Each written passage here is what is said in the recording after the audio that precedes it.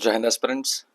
तो हम देख रहे हैं एसएससी सीजीएल 2025 का जो एग्ज़ाम आने वाला है उसके लिए पीवाईक्यूज डिस्कस कर रहे हैं और ये इंग्लिश के सारे प्रीवियस ईयर क्वेश्चंस हैं। इस वीडियो में हम बात करेंगे 9 सितंबर 2024 को जो एग्ज़ाम हुआ था तीसरी शिफ्ट में, उस शिफ्ट के ये इंग्लिश के क्वेश्चंस हैं टोटल 25 और इनको हम डिस्कस करेंगे। साथ ही साथ और भी जो एक्स्ट्रा पॉइंट्स होंगे उनको भी मैं बताता चलूँगा। तो शुरू करते हैं। सबसे पहला question, part of a sentence are given below in jumbled order. Arrange the parts in the correct order to form a meaningful sentence. देखो PQRS वाला सीन है, सही ऑर्डर बताना है। तो देखो पहले पढ़ते हैं। लिखा हुआ है having the opportunity of observing peoples we respect and appreciate their point of views, the advantage of traveling different places and culture, custom and lifestyle is that। देखो अगर ध्यान से देखोगे तो the advantage of travelling different places and having the opportunity of observing peoples, तो लोगों का क्या, कल्चर, कस्टम एंड लाइफस्टाइल। तो अगर ध्यान से देखोगे तो पी के बाद में एस आएगा, ठीक है। तो अगर पी के बाद में एस आएगा तो देखो लास्ट वाला ऑप्शन तो बिल्कुल कट जाता है ना। बाकी के तीनों में है पी के बाद में एस। अब और आगे देखते हैं। तो अगर कह रहा है इतना तो फिक्स हो गया, having the opportunity of observing peoples, एक minute, people's culture, custom and lifestyle is that we respect and appreciate their point of views। ठीक है, तो P और S के बाद में Q आएगा, ये भी हो गया डिसाइड। ठीक, P S Q। क्यों? क्योंकि कहा है कि दैट के बाद में अब आ गया वी रिस्पेक्ट, उनके कल्चर और कस्टम और लाइफस्टाइल की बात हुई। अब उसके बाद में अगला सेंटेंस जो ऐड हुआ वो किस चीज़ के बारे में बात कर रहा है कि हम उनके पॉइंट ऑफ व्यूज़ के बारे में उसको रेस्पेक्ट करते हैं और अप्रिशिएट करते हैं उनके पॉइंट ऑफ व्यूज़ को। तो ये एक फॉर्मल सेंटेंस बनाया पी एस क्यू, ठीक है। फिर अब देखो इधर ए वाला ऑप्शन कट जाता है, बचा क्या, बी और सी, क्योंकि पी एस क्यू बी में भी है और पी एस क्यू सी में भी है। अब डिपेंड ये करता है कि सही कौन सा है। तो अगर आप ध्यान से देखोगे तो क्यू लास्ट का सेंटेंस इसमें आ रहा है, we respect and appreciate their point of views. अगर इसके बाद में आर लगा दोगे, the advantage of travelling different places and, तो ये तो अधूरा सेंटेंस हो जाएगा, गलत हो जाएगा। तो ये वाला तो गलत हो जाएगा। सही आंसर क्या होगा, option C is the right answer. सही सीक्वेंस होगा आर पी एस क्यू, यानी कि आर पहले आएगा। तो अगर अब हम इसको रखें, the advantage of travelling different places and having the opportunity of observing peoples culture custom and life style is that we respect and appreciate their point of views. ठीक है, so option C is the right answer. Question number 2, इसमें बताना है select the word segment that can be substitute, actually में that can, हाँ, that can substitute the bracketed word segment correctly and complete the sentence meaningfully। इस वाले का substitution करना है। each participant have performed well। इसमें क्या सब्स्टिट्यूशन किया जा सकता है भाई, देखो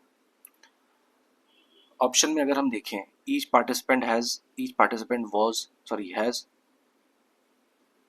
each participant was, each participant has, each participant have been, each participant were। तो देखो ये जो शब्द होता है ना, ईच हो गया, एवरी हो गया, एनी हो गया, नन हो गया, एनीवन हो गया, ये सिंगुलर होता है, ठीक है। और जब अगर ये सिंगुलर है तो इसके साथ में जो वर्ब लगती है वो सिंगुलर वर्ब लगेगी। तो यहाँ पे अगर ईच लगा हुआ है तो उसके साथ में सिंगुलर वर्ब आएगी, तो वो हैव ना होकर के हैज हो जाएगा, क्योंकि मैंने बताया ना एवरी, ईच, ये सब सिंगुलर होता है। तो यहाँ पे क्या हो जाएगा, ईच पार्टिसिपेंट हैज, और उस हिसाब से option B is the right answer. Question number 3 में देखें, वन वर्ड सब्स्टिट्यूशन का क्वेश्चन है।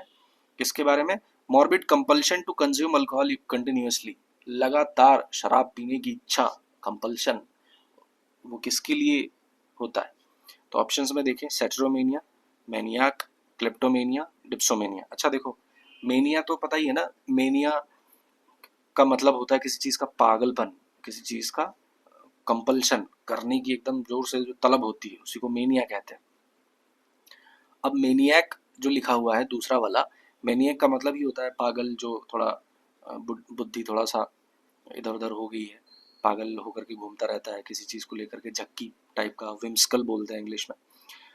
तो वो मैनियक हो गया। क्लेप्टोमेनिया क्या होता है? जो चोरी करने की जिनके तलब मचती है उनको क्लेप्टोमेनिया बोलते हैं। सेटेरोमेनिया क्या होता है? तो ये मेल्स के लिए यूज होता है, पुरुषों के लिए। तो सेटेरोमेनिया ऐसी टाइप की क्वालिटी होती है जब पुरुषों कोई एक पुरुष के अंदर जो सेक्सुअल डिजायर्स है वो बहुत एक्सट्रीम लेवल की हो, हर समय सिर्फ उसी के बारे में सोचता हो, उसी को सेटेरोमेनिया कहते हैं। खास करके मैंने बताया ना, it is used for mails, पुरुषों में जब ये क्वालिटी होती है कि हमेशा उसी के बारे में ही कंटिन्यूअसली उसी के बारे में सोचते रहेंगे, सेक्सुअल डिजायर्स के बारे में। इसका उल्टा, उल्टा नहीं, इसी का मिलता जुलता महिलाओं के लिए क्या यूज होता है, उसको बोलते हैं निम्फोमेनिया, NIMPHO। ठीक है, तो सेटेरोमेनिया पुरुष के लिए और निम्फोमेनिया महिलाओं के लिए। ठीक है, बचा क्या? Option D is the right answer, dipsomania. Dipso को ऐसे याद रख सकते हो कि हमेशा डिप हुआ रहता है, डूबा रहता है शराब में, उसी को डिप्सोमेनिया कहते हैं। क्वेश्चन नंबर 4, एक्टिव वॉइस में बनाना है। कह रहा है the painting was admired by art enthusiasts from around the world. अब जो सब्जेक्ट है वो ऑब्जेक्ट हो जाएगा, जो ऑब्जेक्ट है वो सब्जेक्ट हो जाएगा। So the painting was admired by, देखो ये ऑलरेडी किसमें है, पैसिव में लिखा हुआ है, इसको एक्टिव में बनाना है ना, तो वही सेम उल्टा होगा। तो the painting was admired by art enthusiast from around the world. तो देखो द पेंटिंग वॉज बीइंग, ये तो नहीं होगा क्योंकि ऑलरेडी ये पैसिव में है। फिर art enthusiast from around the world admired the painting, और यही सही आंसर है ना, option B is the right answer. Okay, idiom, भैया फिर से मैं बता दूं, जो मैंने इडियम्स की लिस्ट डाली है पूरी, अभी 17 वीडियोज हैं उसमें, अच्छे से देख लो। ये भी इडियम उसी वीडियो में मिलेगा आपको। Fatima was at her wits end trying to decide on a serene place for spending the holidays in. At her wits end का क्या मतलब होता है?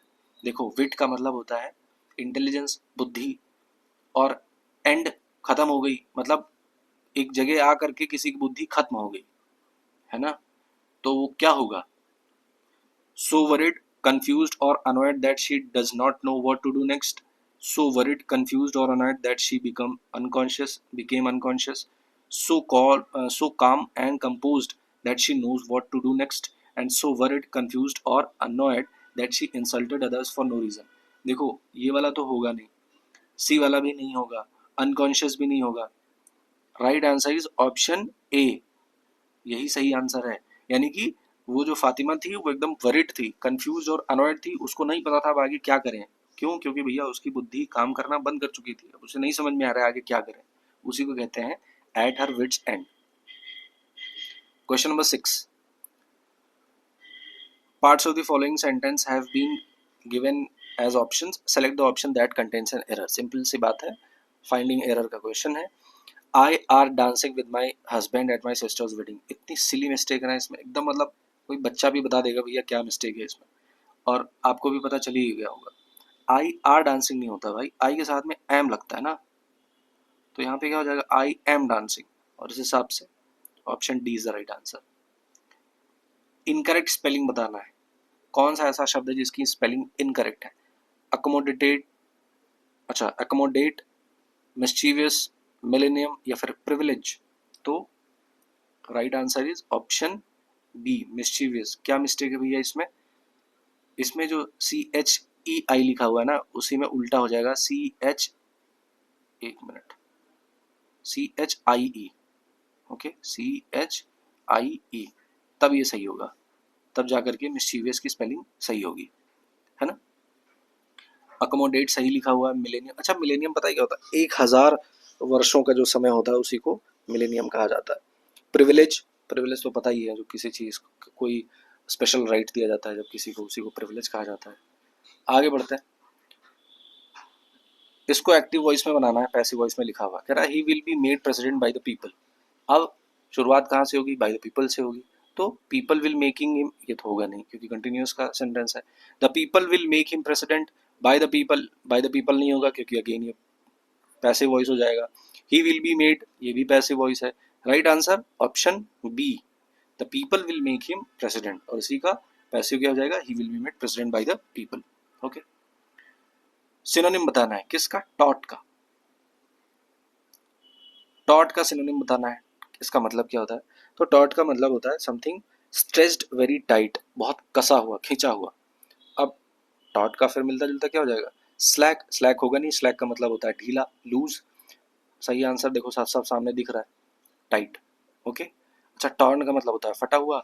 फ्लैक्सिड का भी मतलब होता है ढीला, लूजली, है ना, लटका हुआ, उसी को फ्लैक्सिड कहते हैं। क्वेश्चन नंबर 10, एरर फाइंड करना है। The tea at this cafe is best than at the Costa cafe in our office.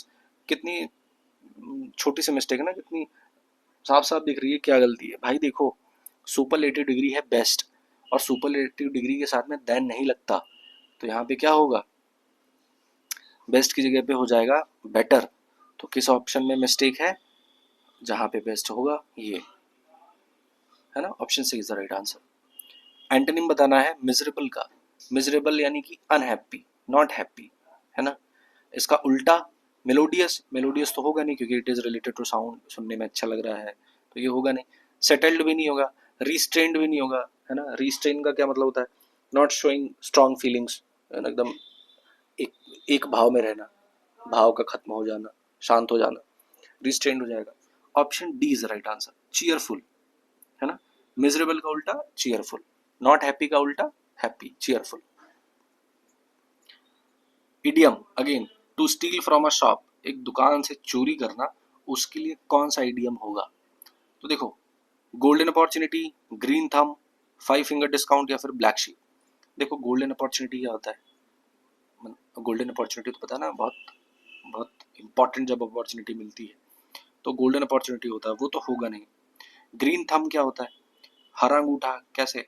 देखो, जब जो पौधे उगाने की कला जो होती है ना, जिसके अंदर कि पौधे को उगा रहा है, उसको प्रॉपर देखभाल करके उसको बड़ा कर रहा है, उसी एबिलिटी को कहते हैं ग्रीन थंब। यानी कि उसके हाथ, उसका अंगूठा इतना बढ़िया हरा है कि पौधे सारे हरे हरे रहते हैं जब उन अंगूठों से पौधा लगाता है ना। तो वहां से रिलेट कर सकते हो। ब्लैक शिप क्या होता है, ये मतलब रजनीकांत जो मूवी स्टार हैं, उन्होंने अपने किसी मूवी में यूज किया था, who is the black ship, I think robot जो फर्स्ट पार्ट है उसमें यूज किया था उन्होंने।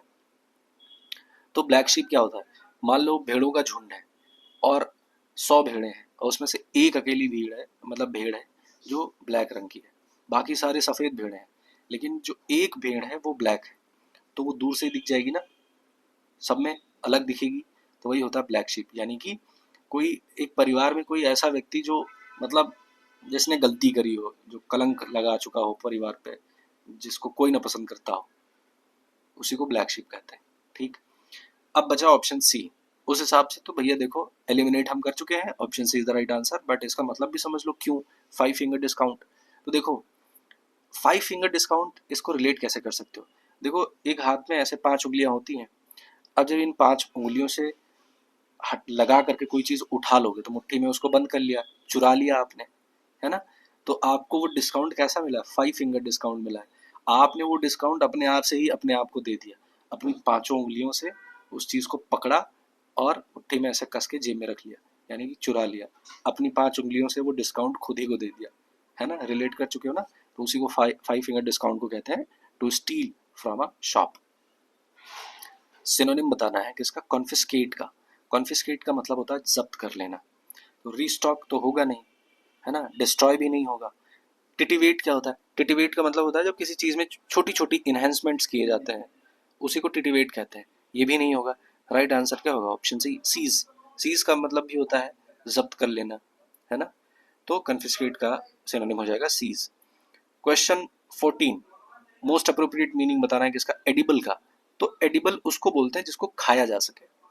अब नॉइजम, नॉइसम का मतलब होता है कोई ऐसी चीज जिसकी बहुत ही खराब स्मेल होती है, बहुत बदबूदार स्मेल होती है, उसी को नॉइसम कहते हैं, तो ये होगा नहीं।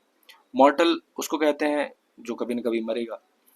नॉक्शस, तो नॉक्शस भी नहीं होगा, और नॉक्शस का मतलब होता है something that is harmful. Right answer is option D, nutritive. क्यों, क्योंकि कोई चीज खाया जा सकता है तो वो कैसा होगा, न्यूट्रिटिव होगा, उसमें कुछ ना कुछ न्यूट्रिशन होगा, पौष्टिक होगा, है ना। तो एडिबल का मिलता जुलता न्यूट्रिटिव। वन वर्ड सब्स्टिट्यूशन बताना है, ठीक है। अच्छा, इसमें अंडरलाइन करना था, पता है किसको, ये कांट बी रीच्ड, यही अंडरलाइन है। ओके चलो, तो अब कह रहा था question papers are placed in the lockers of the school in a way that they can't be reached. अब कांट बी रीच्ड की जगह पे क्या लिख सकते हैं? Are irrepressible, are inaccessible, are affordable, are affable. तो सिंपल सी बात है, जब किसी चीज तक पहुंचा नहीं जा सकता तो वो कैसा होगा? इनएक्सेसिबल होगा। So right answer is option B.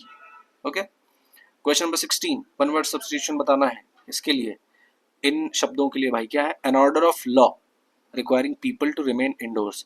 जब कोई एक ऑर्डर आता है और कहा जाता है भैया घर से बाहर मत निकलना, अंदर ही रहना, ऐसा ऑर्डर क्या होता है? किसको बोलते हैं? रेस्ट्रिक्शन नहीं, रेस्ट्रिक्शन का तो सिंपल से मतलब होता है किसी चीज़ में रुकावट, वो होगा नहीं। लिमिट भी नहीं होगा, चेक इन भी नहीं होगा, तो क्या होगा? सुना होगा कई बार शब्द ना, कर्फ्यू। तो जब कर्फ्यू लगता है तो उसी में ही कहा जाता है भैया घर से बाहर मत निकलना, घर में ही रहो। ओके, अब इसमें फिल इन द ब्लैंक्स करना है इसके बेस पे। ठीक, कह रहा था इलेबोरेट सिलेबी। अच्छा, सिलेबस जो होता है, सिलेबस का वो होता है सिंगुलर, सिलेबी होता है। ठीक है, I think I am confused. हाँ, ये सिलेबी जो होता है वो प्लूरल होता है, सिलेबस सिंगुलर होता है। ठीक है, the elaborate syllabi had to summarise to make a presentation in the UGC assessment meeting. Summarise से मिलता जुलता शब्द बनाना है, तो एक्सपेंडेड तो होगा नहीं, प्रोलॉन्ग्ड भी नहीं होगा, लेंथेंड भी नहीं होगा, क्योंकि ये सारी चीज़ें एक्सटेंड करने की बात कर रही है, बढ़ाने की बात कर रही है। और यहाँ पे समराइज का है तो छोटा करने की बात चल रही है, तो उसी से ही ये निकल के आता है रिकैपिचुलेटेड। रिकैपिचुलेट का मतलब होता है उसको पुनः सारांश में करना। ठीक, क्वेश्चन नंबर 18 का इनकरेक्ट स्पेलिंग बताना है भैया किसका है। I received a parcel in the mail today. देखो सब चीज की स्पेलिंग सही दिख रही है, अकेले रिसीव्ड की क्यों? इसमें देखो CEI लिखा हुआ है जबकि गलत है। क्या होगा? RECEI। इसमें देखो IE के बाद में एक एक्स्ट्रा ई लग गया है, तो वो नहीं होगा। Option A is the right answer, यही सही में सही स्पेलिंग होगी। ठीक, question number 19, he has the two express his thoughts. तो अपने थॉट्स को एक्सप्रेस करने के लिए उसके पास क्या है? राइट है, राइट है, राइट है या फिर राइट है? भैया सिंपल सी बात है, राइट है ना। कॉन्स्टिट्यूशन ऑफ इंडिया में भी पढ़ा होगा फंडामेंटल राइट्स, तो right to express his thoughts है ना, वहीं से आता है ये राइट। क्वेश्चन नंबर 20, इस अंडरलाइन सेगमेंट का मोस्ट अप्रोप्रिएट ऑप्शन बताना है जो कि सब्स्टिट्यूट किया जा सकता है। There are many factories in the operative area of the city. तो सिटी में एक ऐसा जगह है जहाँ पे कई सारी फैक्ट्रीज ऑपरेटिव एरिया में है, तो जहाँ पे फैक्ट्रीज ऑपरेट कर रही हो उस पर्टिकुलर एरिया को क्या कहते हैं? Industrial area, serviceable area, industrious area या फिर मैकेनिकल एरिया? तो right answer is option A, industrial area होता है वो, सिंपल सी बात है। सर्विसेबल होगा नहीं, इंडस्ट्रियस का मतलब होता है परिश्रमी। ठीक है, ध्यान रखना। अब आते हैं भैया अपने कॉम्प्रीहेंशन पे। ठीक, पढ़ते हैं। Tea prices in the domestic continue to rule high in the current year despite the expectation of a higher production as compared to the previous year। तो भैया प्राइसेस इन द डोमेस्टिक क्या? Market, area, zone या field? तो बहुत बार आपने सुना होगा भैया डोमेस्टिक मार्केट में इसका जो प्राइस है वो बढ़ गया है या घट गया है, तो सही आंसर क्या होगा? ऑप्शन ए, डोमेस्टिक मार्केट होगा। दूसरे पे आते हैं फिर। During the past 3 months tea prices have been with the prices of other companies. तो पिछले 3 महीनों में जो चाय के दाम है वो अदर कंपनीज के दामों से क्या है? विद लगा हुआ है, तो उसके साथ ही कुछ ना कुछ होगा। तो क्या अलाइन कर रहे हैं या फेवरिंग कर रहे हैं या काउंटरिंग कर रहे हैं या इनकाउंटर कर रहे हैं, है ना। तो भैया सही सिंपल सा है, अलाइन। अलाइन के साथ में होता है विद, प्रीपोजिशन लगता है। सो जो पिछले 3 महीने के जो चाय के दाम है वो बाकी अदर कंपनियों की चाय के दामों से अलाइन कर रहे हैं। ठीक है, ये हो गया। आगे बढ़ते हैं, फिर कह रहा है unlike last year tea prices have generally shown when tea prices rose dramatically. तो भैया ड्रामेटिकली दाम बढ़े हैं, तो बढ़े हुए हैं तो क्या होगा? एन इनफ्लो दिखाएगा या इनेट होगा या रिडक्शन होगा या अप ट्रेंड होगा? सिंपल सी बात है भैया, बढ़ रहा है, सो एन अप ट्रेंड, है ना। Unlike last year tea prices have generally shown an up trend when tea prices rose dramatically. ठीक, अब आते हैं अगले पे। This year prices seem to have at a rather high level. अब कह रहा है इस साल एक हाई लेवल पे प्राइसेस क्या होंगी, एक लेवल पे पहुंचने के बाद में प्राइसेस क्या होंगी, स्टेबलाइज होंगी, मॉडरेट होंगी, इक्वेट होंगी या एबेट होंगी। भैया सिंपल सा साफ साफ दिख रहा है, स्टेबलाइज होगा, ठीक है, क्योंकि पिछले साल क्या हुआ, बढ़ा, है ना, ऐसे ही तो इसका सीक्वेंस बन रहा है ना कि पिछले 3 महीनों में प्राइसेस उसके बढ़ रहे हैं, ट्रेंड देखा जा रहा है, अप ट्रेंड हो रहा है, प्राइसेस बढ़ रहे हैं, और ये एक्सपेक्टेशन अब लगाया जा रहा है कि this year prices seem to have, मतलब अंदाजा लगाया जा रहा है कि इस साल एक हाई लेवल पहुंचने के बाद में प्राइसेस क्या हो जाएंगे, स्टेबलाइज हो जाएंगे। Okay, and last question of this video is in the subsequent 4 months the average price showed a downtrend। फिर उसके बाद में आगे जो अगले 4 महीने थे उन 4 महीनों में एवरेज प्राइस बात की जा रही है कि एवरेज प्राइस क्या हुआ, डाउन ट्रेंड गया।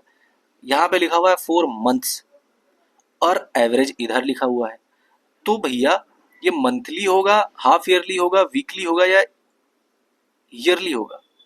तो कह रहा है in the subsequent 4 months the monthly average price showed a down trend. क्यों हाफ ईयरली क्यों नहीं होगा, क्योंकि भैया 4 months की बात कर रहा है तो 6 महीने कैसे हो जाएंगे। वीकली क्यों नहीं होगा, क्योंकि सिंपल सी बात है वो महीनों की बात कर रहा है तो हफ्ते तो लगेंगे नहीं। और सेम कॉन्सेप्ट लगता है ईयरली वाले में, जब वो महीने की बात कर रहा है तो ईयरली एवरेज का कोई कॉन्सेप्ट नहीं बनता। तो भैया जब वो महीने की बात कर रहा है, मंथ्स की बात कर रहा है, तो जो एवरेज देखा जाएगा वो मंथली देखा जाएगा, इसलिए option A is the right answer. ठीक, सो ये थे क्वेश्चंस जो कि 9 सितंबर 2024 को तीसरी शिफ्ट में एसएससी सीजीएल में पूछे गए थे। अगर यहाँ तक आ गए हैं तो जाहिर सी बात है आपको वीडियो पसंद आया है, तो प्लीज़ वीडियो को लाइक करिएगा, चैनल को सब्सक्राइब करिए। अगर कुछ भी सुझाव हो, सलाह हो, क्वेश्चन हो, कमेंट बॉक्स में ज़रूर लिखिए। मिलते हैं नेक्स्ट वीडियो में, टिल देन टेक केयर, जय हिंद।